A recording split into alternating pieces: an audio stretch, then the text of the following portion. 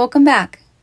Today I'll be covering an important aspect of managing your account within the My Little Salesman dealer management system, and that is how to filter data and recognize when a filter is active.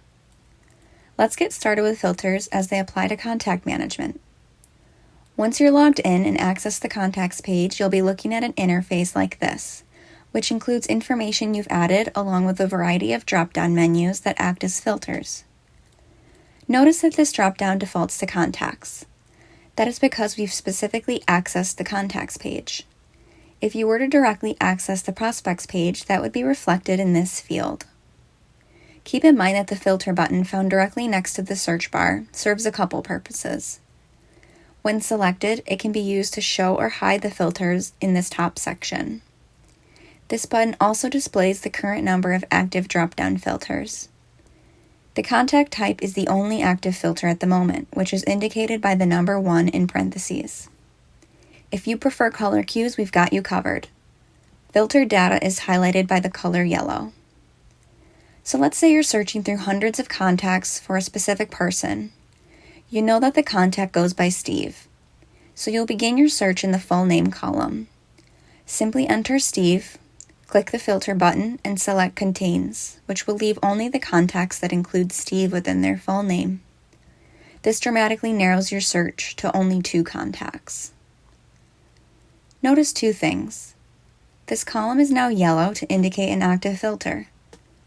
Also, the number of active filters within the grid can be seen here. Now, back to your search. Let's say you know who the contact owner is within your organization. Select their name in the Owner drop-down menu, click off the menu, and you're left with the only contact that fits this criteria. And just like that, the field turns yellow and the filter button adjusts to display the number 2. Side note, these filters will be enabled even after you've logged out of My Little Salesman. If you'd like to disable filters, it must be done manually. If you'd like to clear a single filter, uncheck all fields within that menu. To remove all filters, select Clear Filters beneath the filter button.